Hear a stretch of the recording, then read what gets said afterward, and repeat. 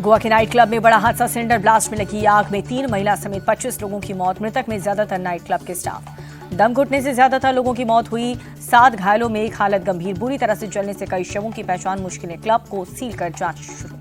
Night club पर fire safety का पालन नहीं करने का आरोप। एंट्री और एग्जिट का रास्ता एक ही। मुख्यमंत्री ने जांच के आदेश दिए। कहा दोषियों को कड़ी सजा मिले। गोवा बनी क्लब को लेकर के एक्शन में सरकार। क्लब मैनेजर समेत 4 गिरफ्तार। मालिक पर एफआईआर दर्ज। मुख्यमंत्री प्रमोद सावंत ने 5 लाख के मुआवजे का ऐलान किया। अग्निकांड में 25 लोगों की मौत के बाद जांच तेज हुई। फॉरेंसिक टीम जांच के लिए पहुंची। घटनास्थल से सबूत इकट्ठा किए। गोवा अग्निकांड को लेकर के प्रधानमंत्री ने मुख्यमंत्री से बातचीत की। प्रधानमंत्री राष्ट्रीय राहत कोष के मृतक के परिवार वालों को 2-2 लाख की आर्थिक मदद का ऐलान। गोवा कांग्रेस ने गंभीर सवाल उठाए। कहा कि जब क्लब को गिराने का ऑर्डर था तो फिर कैसे चल रहा था? जानबूझकर लोगों को मारा गया।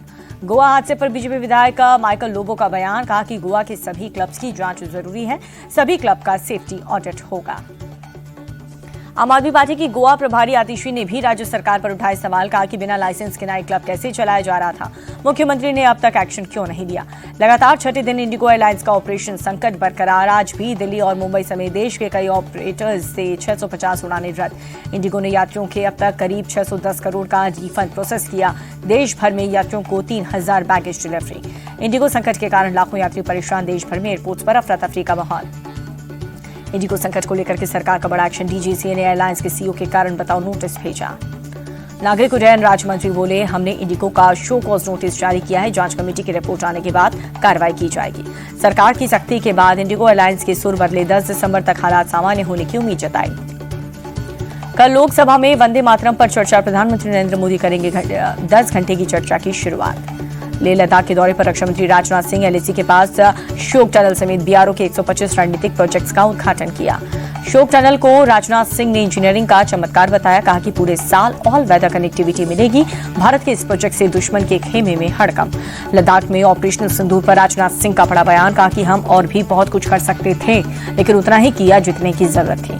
राजनाथ सिंह बोले ऑपरेशन सिंदूर में हमारे जवानों ने आतंकियों का क्या हाल किया वो पूरी दुनिया ने देखा है। बेहतर कनेक्टिविटी के चलते ऑपरेशन सफल हुआ। अहमदाबाद को गृह मंत्री अमित शाह की बड़ी सौगात। बायो सीएनजी और एनर्जी प्लांट का किया उद्घाटन। अहमदाबाद में नवनिर्मित लाइब्रेरी और जिम खाना का काम पूरा हुआ। गृह मंत्री शाह ने जायजा लिया। मुर्शिदाबाद में बाबरी मस्जिद के शिलान्यास के अगले दिन भी भारी भीड़। मस्जिद निर्माण के लिए मुस्लिम समाज के लोग इकट्ठा हुए। मुर्शिदाबाद में बाबरी मस्जिद की नींव के बाद राम मंदिर बनाने की तैयारी। मस्जिद की नींव वाली जगह से 11 किलोमीटर दूर बरापुर में बनेगा राम मंदिर। केंद्रीय मंत्री और बीजेपी नेता सुकांत मजूमदार बोले कि हम मुर्शिदाबाद में राम मंदिर बनाएंगे। बहुत जल्द भव्य तरीके से मंदिर का शिलान्यास होगा। कोलकाता के ब्रिगेड मैदान में सामूहिक गीता पाठ का आयोजन। लाखों की भीड़ पहुंची। पश्चिम बंगाल के गवर्नर और योग गुरु रामदेव के साथ कई साधु संत पहुंचे।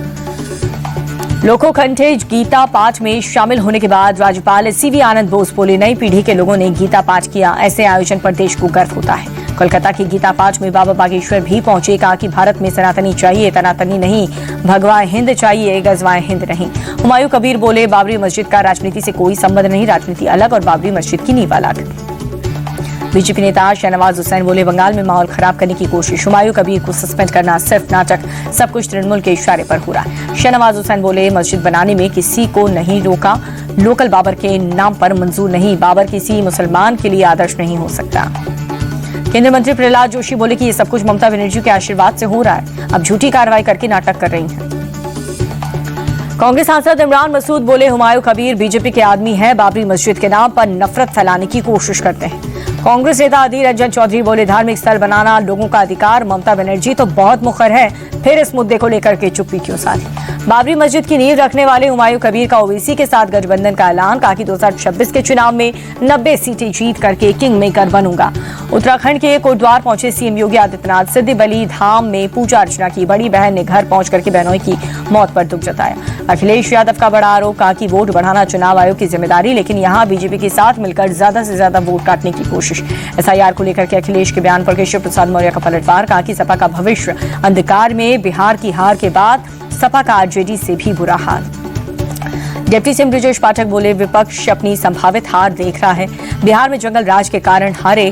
यूपी में भी लोग सपा के गुंडा राज को नहीं भूले हैं। एसआईआर को लेकर के वाराणसी में कांग्रेस कार्यकर्ताओं का हल्ला बोल, पुलिस ने कई प्रदर्शनकारियों को हिरासत में लिया।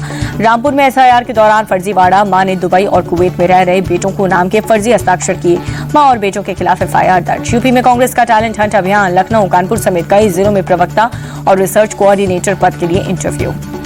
बिहार चुनाव में मिली करारी हार पर तेजस्वी यादव की पहली प्रतिक्रिया, एक इंटरव्यू में बोले, लोकतंत्र की हार हुई, मशीनरी जीती, 75 से 25 सीटों पर आना समझ से परे। तेजस्वी बोले कि लोग हमारी सरकार बनाना चाहते थे, लेकिन ईवीएम की अदृश्य शक्तियां बदलाव नहीं चाहती।